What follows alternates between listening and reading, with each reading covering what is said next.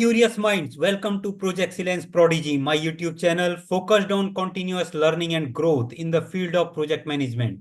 I am Govind, a PMP certified project manager with more than 15 years of experience managing power plant projects. In today's episode, we are taking a crucial topic, stakeholder and stakeholder management. Who are the stakeholders? So here is the definition.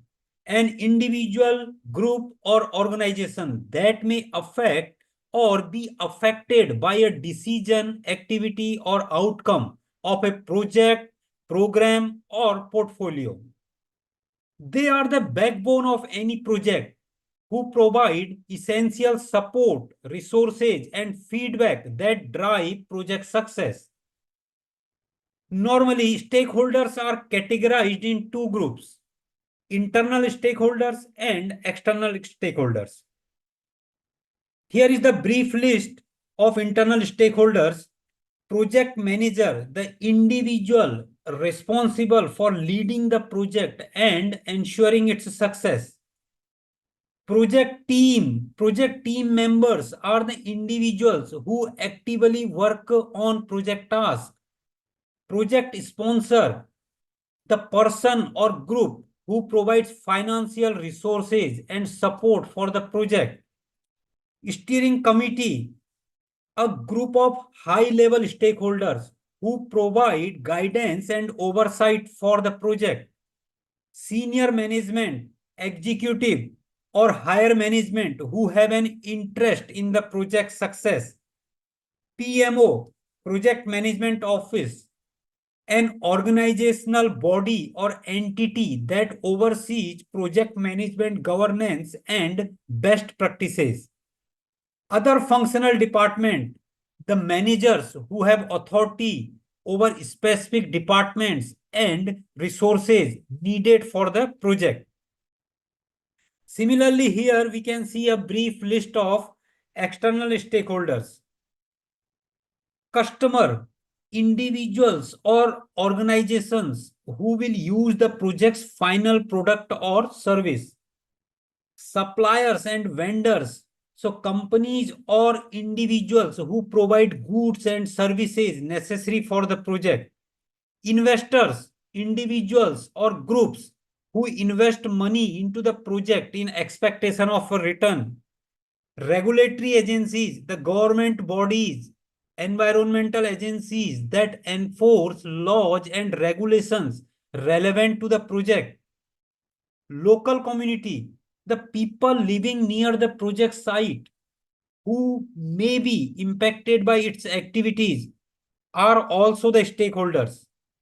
Media, press and media organizations that may report on the project. So there may be many more internal and external stakeholders, depends on the project. Next topic is project stakeholder management.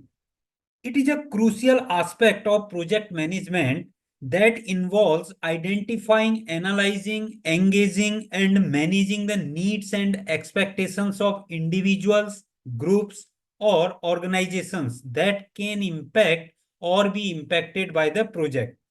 So there are 4 processes or activities carried out under project stakeholder management. These processes are identify stakeholders, plan stakeholder engagement, manage stakeholder engagement, and monitor stakeholder engagement. Identify stakeholder, it is the process of identifying project stakeholders regularly and analyzing and documenting relevant information regarding their interest, involvement, interdependencies, influence, and potential impact on project success. This process is performed periodically throughout the project as needed. Even in a closing phase of project, we may need of identifying the stakeholders. So there are 5 crucial factors on which we can identify stakeholders, or we should keep in mind these 5 crucial factors. What are these? Interest, involvement, interdependencies, influence, and impact. So interest, the level of concern, curiosity, or stake that a stakeholder has in the project's outcome. So we have to identify the stakeholder who have a vested interest in the project. We have to understand what each stakeholder wants to achieve from the project. Involvement, up to what degree, up to which the stakeholder are engaged and participating in the project activities. We have to determine how actively each stakeholder is involved in the project. Interdependencies, what is the relationship and dependencies between stakeholders and between stakeholders and project tasks. So we have to map out how different stakeholders rely on each other and on project activities. We have to analyze the connections and dependencies that could affect the project outcomes. Influence, the ability of stakeholders to affect the project's direction, decision, and outcomes. We have to evaluate the power and authority each stakeholder has over the project. Impact, the extent to which stakeholders can affect the success or failure of the project. We have to assess the potential positive or negative impact each stakeholder can have on the project. We have to prioritize stakeholders based on their potential impact. Initial list of key stakeholders is created during pre-project work itself. Project business documents as business case, benefit management plan will have this list mentioned on them. By reviewing the business case, the project manager can identify stakeholders who have a direct interest in the project success or failure, like investors, customers, and senior management. And benefit management plan can direct to those stakeholders who are crucial for benefit realization, like owners or end users. Later, the project charter provides an initial list of key stakeholders who are directly involved in or have significant influence over the project. Stakeholder list is continuously updated throughout the project. Various tools and techniques like questionnaires and surveys, brainstorming, brainwriting are used to identify and analyze the stakeholders. Stakeholder analysis. Stakeholder analysis involves collecting information about stakeholders, such as what is their job or role in relation to the project, and expectation, what do they hope to get from the project, support level, how much support can they give to the project, and interest, what are they interested in or concerned about regarding the project. What are their stakes in the project? Like interest, how they are affected by project decisions or outcomes. For example, the residents near a construction site, they are interested because the project could impact their daily lives through noise, traffic, or surrounding environmental changes. Rights, legal or moral entitlement. For example, the employees working in a project have rights related to job security, fair treatment, and workplace safety under the labor laws. Ownership means the legal titles to assets or any properties. Maybe, just assume, maybe some stakeholders has to sell the property for this particular project. Knowledge, maybe the stakeholder has specialized information which is beneficial to the project. Contribution, resources or support the stakeholders can provide, like the funding or consultancy or any kind of resources. Next is stakeholder mapping. It is a way to visually show who the stakeholders are in a project and how they relate to the project and each other. It helps to understand who has influence and how they interact with the project. So, three common practices are shown here to map the stakeholders: power interest grid, stakeholder cube, and salience model. We will go through each one of them one by one. Power interest matrix, it's a two-dimensional graph to represent the stakeholder data. The grid is divided into four quadrants, and each quadrant represents a different strategy for the stakeholder management. Here we can see in x-axis interest is shown and in y-axis power is shown from low to high and low to high.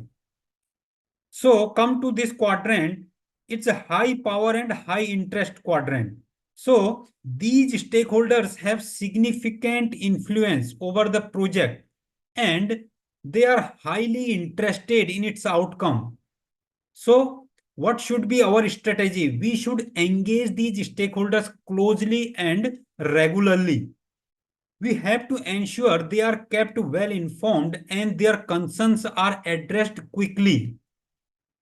So like project sponsors or top executives or key personnel from the customer end, they all fall under this category.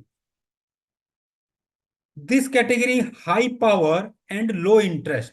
So these stakeholders have the power to impact the project significantly, but they are not highly interested in its day-to-day activities.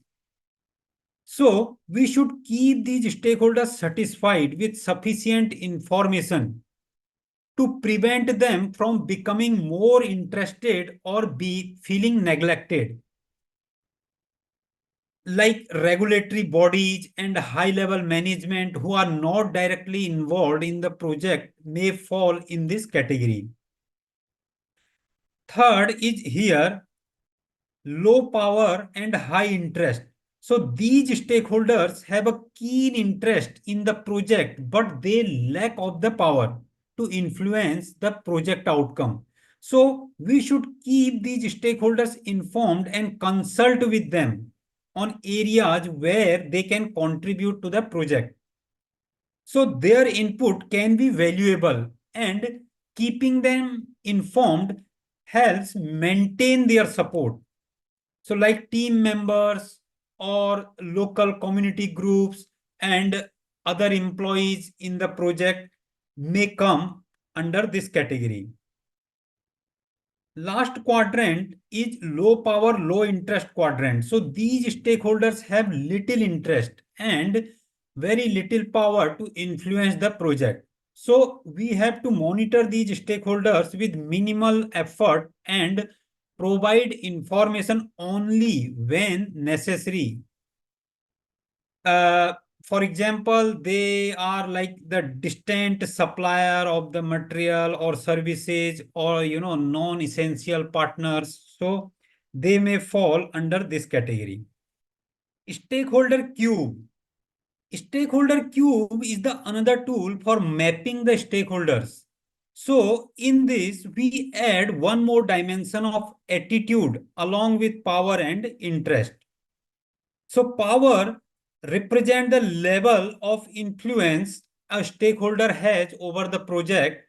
Interest, it shows the level of concern or involvement a stakeholder has in the project, and the attitude reflects the stakeholder's position toward the project, whether they are supportive, they oppose, or they are neutral. So here we can see interest is shown from minus to plus, low to high. Here power high this side, low this side, and similar for the attitude plus to minus. So the stakeholder cube combines these three dimensions into a single model, which allows project manager to categorize the stakeholder more comprehensively. So first we have to identify and list all the stakeholders. Then assess each stakeholder's power interest and attitude towards the project. After that, we have to place each stakeholder in the appropriate position within this three-dimensional cube. So there will be a few scenarios, like one will be high power, high interest, and positive attitude. These stakeholders will have the significant influence over the project and are very interested in its progress, and they view the project very positively with positive attitude. So these stakeholders are crucial to the project success. They are the key allies, so it's important to engage with them closely. So keep them well informed about all the major developments, and we have to leverage their support to help drive the project forward. Their involvement and positive attitude can be the major asset in achieving the project's goal. Another scenario is high power, high interest, and negative attitude. So these stakeholders will have the significant influence over the project with a very good interest in its progress, but have a negative view of the project. So these stakeholders can be potentially very threatful to the project success. So it's important to engage with them closely, understand their concerns, and address these issues to try to mitigate their opposition. So project manager can effectively manage their concern, and he may be able to reduce their negative impact and potentially turn their attitude towards the positive side. Another scenario can be high power, low interest, and positive attitude.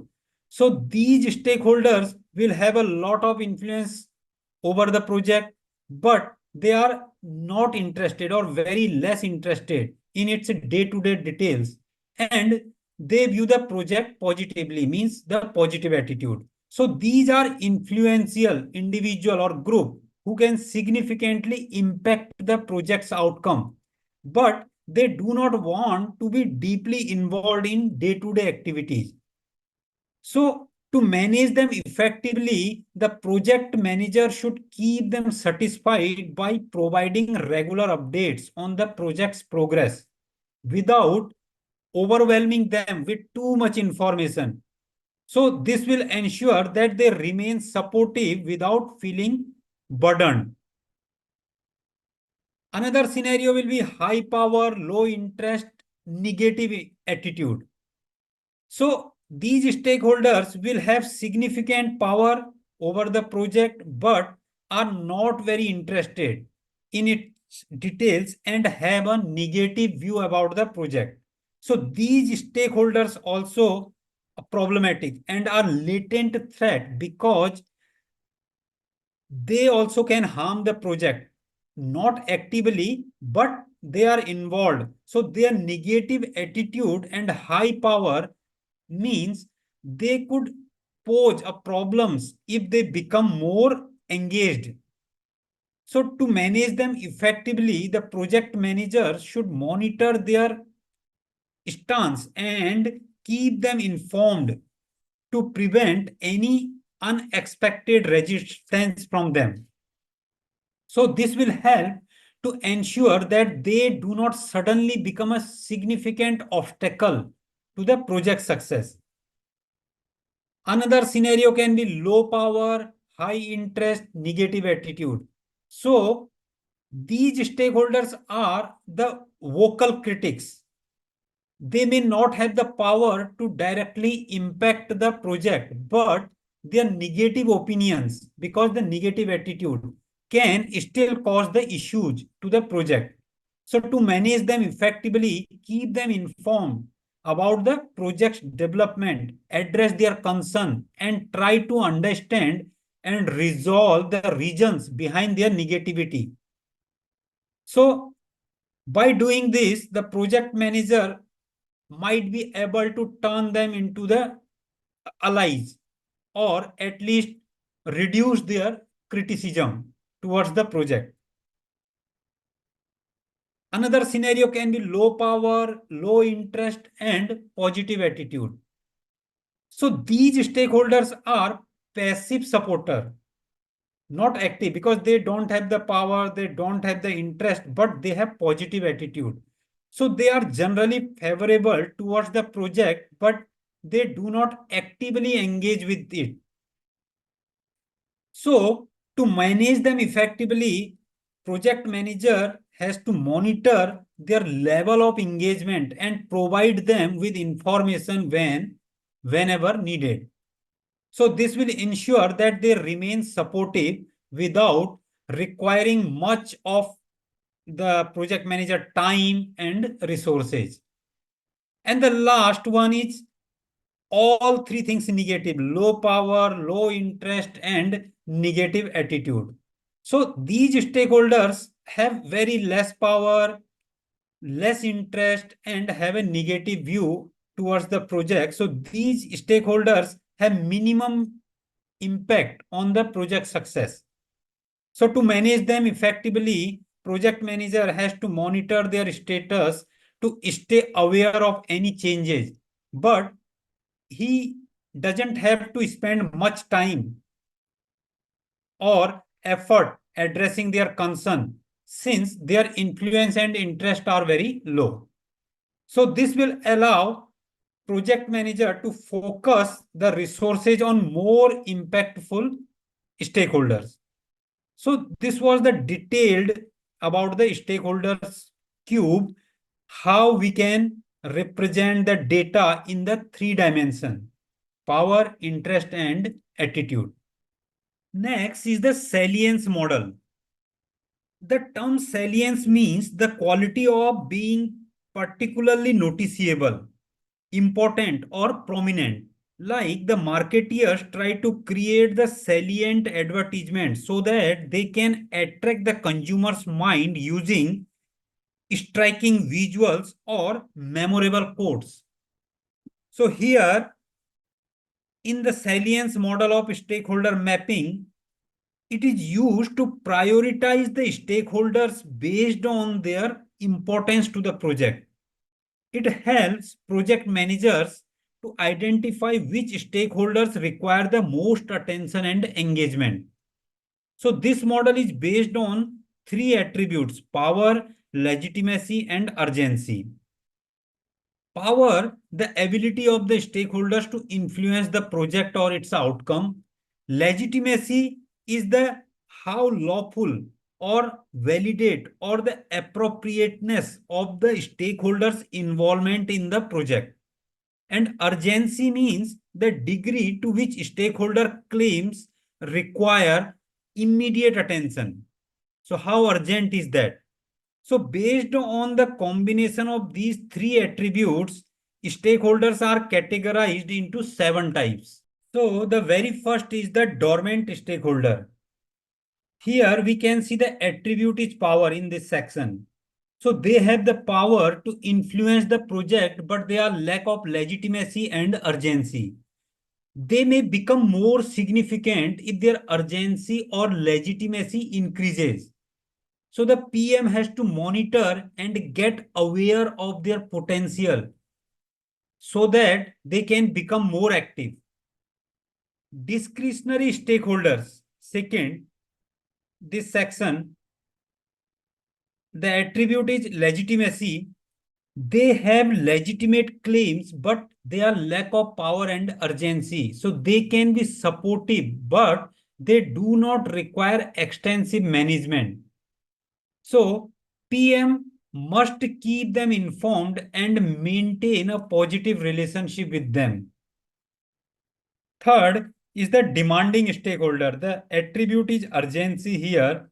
They have urgent claims, but they are lack of power and legitimacy. So their demands may be noisy, but are generally not critical to the project. So the strategy should be they must be monitored and PM should address if their claims become more pressing. Fourth is dominant stakeholder. So in this section, we can see there are two attributes now as per the Venn diagram. So power and legitimacy. So they have both power and legitimacy, which is making them important to the project. So they can significantly influence the project outcomes. So these stakeholders must be engaged closely and ensure that their needs and expectations are met. Fifth is the dangerous stakeholder here. So their attribute is power and urgency. See this Venn diagram. They can pose a threat to the project and may resort to coercive tactics. So project manager should manage them cautiously, mitigate any kind of potential threats, and engage to address their concerns. Sixth is the dependent stakeholders.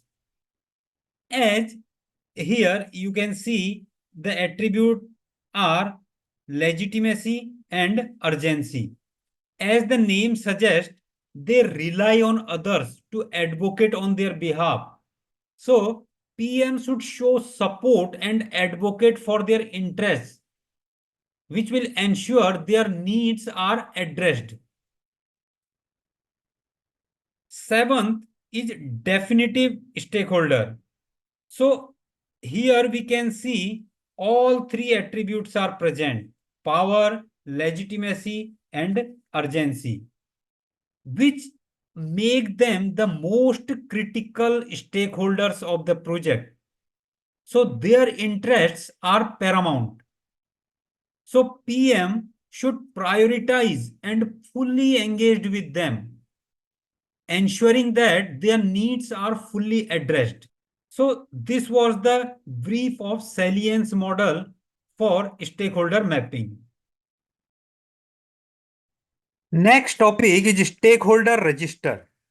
It is a document that contains detailed information about each stakeholder. It serves as a central repository for stakeholder related data and is continuously updated throughout the project. So this is a simple example of stakeholder register. It may differ project to project and depends on the organization's own template for the stakeholder register, how they want to maintain it. So the stakeholder ID in very first column, this is a unique identifier for each stakeholder. Like here it's 1, 2, 3, 4, 5. It can be A, B, C, D, E, F or any particular code for this stakeholder ID. Second column will contain the name. Third is role and position, the stakeholder's role or position in the organization or in project. Contact information, email, phone number, or any other contact details can put in this column. Internal, external. It indicates whether the stakeholder is internal, the part of the organization, or external, outside of the organization. If we see here, these stakeholders are internal, and these 4 and 5, Alice Brown and Emily White, they are external. So external consultant and community representative. Next is power, the level of authority or ability to influence the project, high, medium, or low. So it will be mentioned here. What is the interest of the stakeholder in the next column? The degree of concern or involvement in the project outcomes, high, medium, or low. Engagement strategy, how you plan to engage and communicate with the stakeholder through the regular updates or monthly meetings. So this detail will come in this column. Needs and expectations.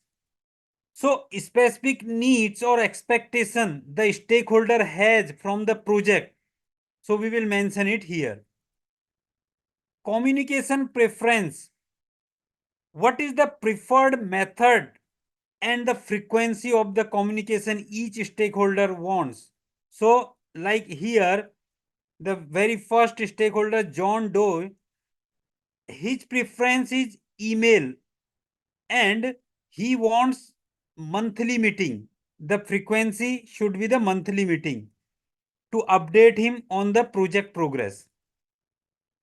Similarly, the third stakeholder here, Bob Johnson, he is the team member of the project. So he wants to have the daily meeting. He needs to have a daily meeting for the project progress and in-person meeting.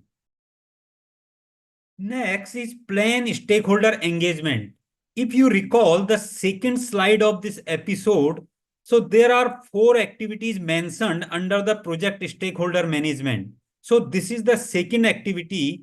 It comes under the planning process group. It is a critical component of project management that involves developing strategies to effectively engage stakeholders throughout the project lifecycle. This process ensures that stakeholders are properly identified, their needs and expectations are understood, and appropriate communication and engagement strategies are in place. The first version of the stakeholder engagement plan is developed after the initial stakeholder community has been identified by the identify stakeholder process, which comes under the initiation process group. The stakeholder engagement plan is updated regularly to reflect changes to the stakeholder community. Stakeholder engagement assessment matrix.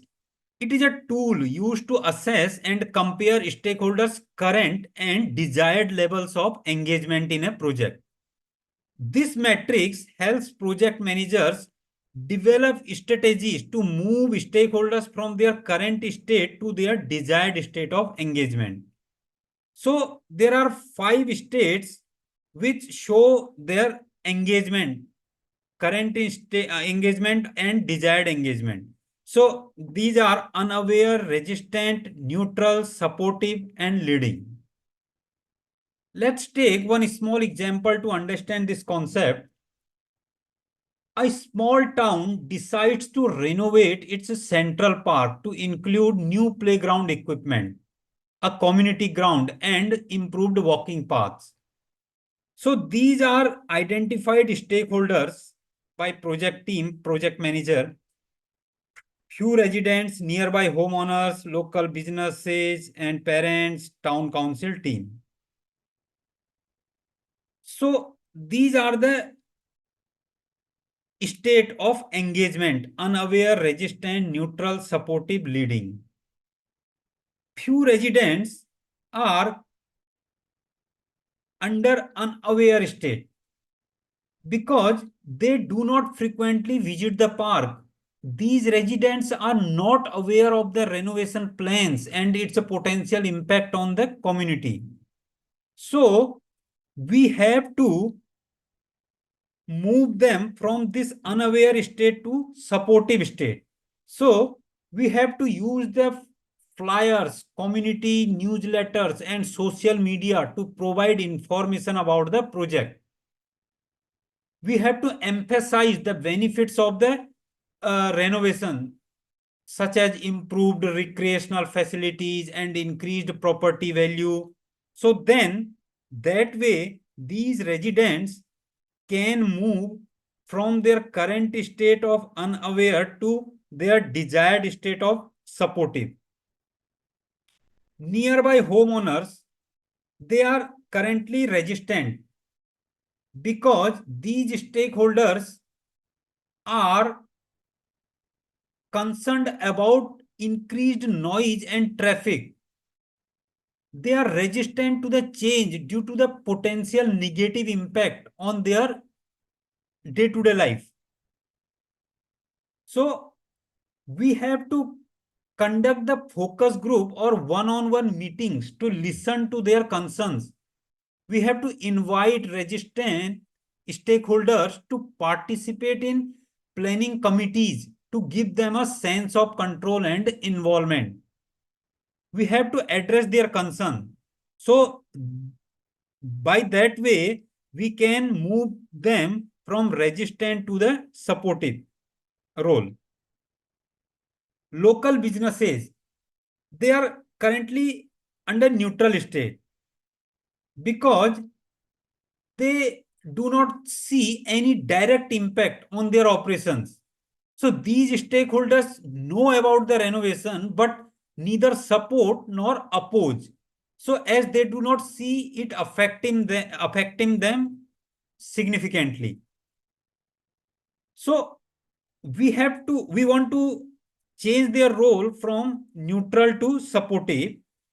So we have to show how the park improvements can attract more visitors to the area, and which will be the potential for boosting the businesses as well. So we have to suggest ways businesses can get involved, like they can sponsor the park benches or participate in the community events. Parents, their current state is supportive. So they are regularly visiting the park with their children. So these stakeholders support the project as they believe the new playground equipment will be beneficial for their children. But we want to move them even better role from supportive to the leading. So for that, parents who regularly visit, we have to offer leadership role in community meetings and planning committees. So acknowledge and celebrate their contribution publicly to motivate their continuous involvement. So this way we can move them from supportive role to the leading role. Town council team.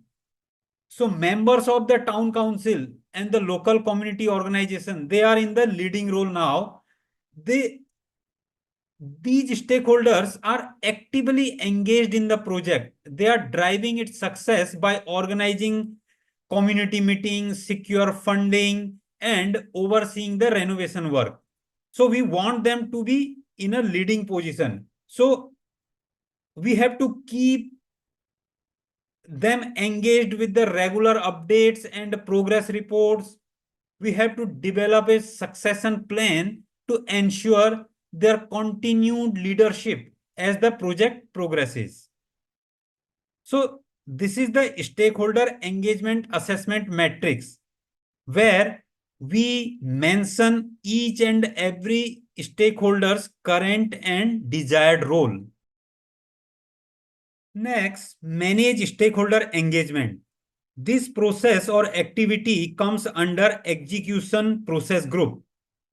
This process involves actively engaging with stakeholders to meet their needs and expectations, address issues as they occur, and encourage the stakeholder involvement in project activities and decisions. The goal is to ensure that stakeholders are supportive and that their engagement is aligned with project activities. So we use some techniques which play crucial roles in managing the stakeholders effectively, like expert judgment. Experts provide valuable insights on stakeholder expectations, potential risk, and effective engagement strategies. So this help in making informed decisions and tailoring the approaches to specific stakeholder needs. Communication skills.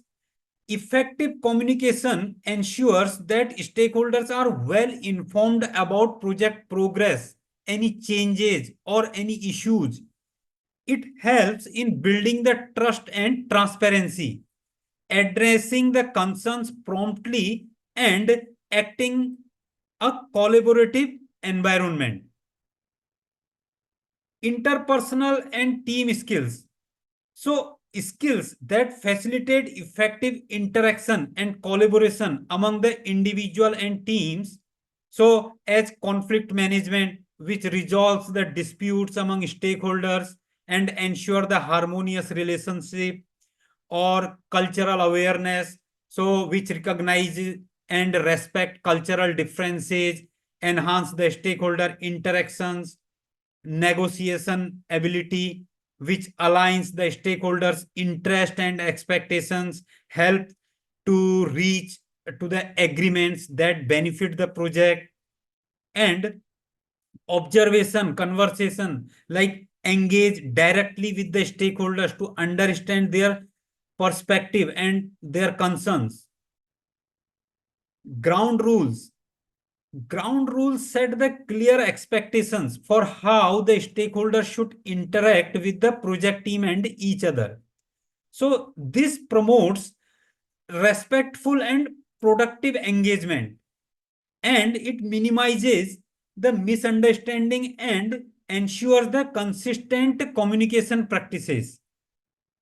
Meetings. Meetings provide a structured platform for the regular updates, issue resolution, and feedback collection. So, meetings ensure that stakeholders remain engaged, informed, and able to contribute to project decisions. So, regular meetings help maintain alignment with project goals and address any emerging concerns among stakeholders. Next, monitor stakeholder engagement. This process or activity is the fourth one or last under project stakeholder management. It comes under the monitoring and controlling process group. This is the process of monitoring project stakeholder relationships and tailoring strategies for engaging stakeholder through modification of engagement strategies and plans. So under this activity, we can modify the earlier plan of stakeholder engagement as per the need arises. The key benefit of this process is that it maintains or increases the efficiency and effectiveness of stakeholder engagement activities as the project evolves and its environment changes. So, monitoring stakeholder engagement is a crucial process in project management. It involves the continuous assessment of stakeholder interactions and the effectiveness of engagement strategies. The primary goal is to ensure that stakeholders are being adequately engaged, their expectations are managed, and their concerns are addressed in a timely manner. So we have few tools and techniques to effectively monitor the stakeholder engagement, the regular tracking and reporting. We need to implement a system for regularly tracking the interactions with stakeholders, like logs, reports, dashboard to monitor the engagement activities. Project management software, CRM system can be used for this. Feedback collection. We need to collect the feedback from stakeholders through surveys, interviews, and meetings. This will help in understanding their satisfaction and identifying any issues or concerns if they have. Performance metrics. We need to define and measure the key performance indicators, KPIs, related to the stakeholder engagement, like response time, number of interactions, stakeholder satisfaction scores, and issue resolution times. Issue and risk management. We need to identify, document, and address if there are any issue or risk related to the stakeholder engagement. We have to ensure that there are processes in place for timely resolution of that issue. Communication management. We need to ensure that communication plans are being followed and the stakeholders are receiving the information they need and when they need it. So these activities help keep stakeholders aligned with project goals and contribute to overall project success. Monitor stakeholder engagement involves regularly checking stakeholder relationships and adjusting engagement strategies as needed.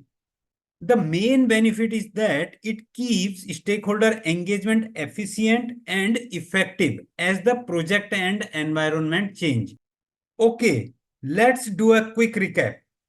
In this episode, we covered stakeholder and stakeholder management. We defined what stakeholders are and identified their types, internal and external. We discussed the 4 key activities in project stakeholder management according to the PMBOK framework. Identify stakeholder, planning stakeholder engagement, managing stakeholder engagement, and monitoring stakeholder engagement. We explored the 5 I's: interest, involvement, interdependencies, influence, impact for identifying stakeholder, and analyzed their roles, positions, expectations, and support levels. We also covered the 5 aspects of stakeholder claims on a project: interest, rights, ownership, knowledge, and contribution. We went through the 2D, 3D, and salience models for stakeholder mapping and discussed the contents of a stakeholder register.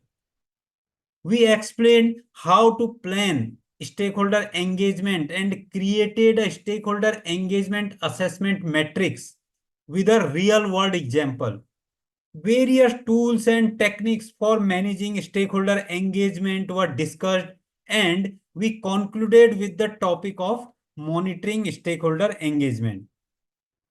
So that's it for now. Please support the channel by liking and subscribing. Your engagement means a lot to me. Namaste, goodbye, Sampai Jumpa.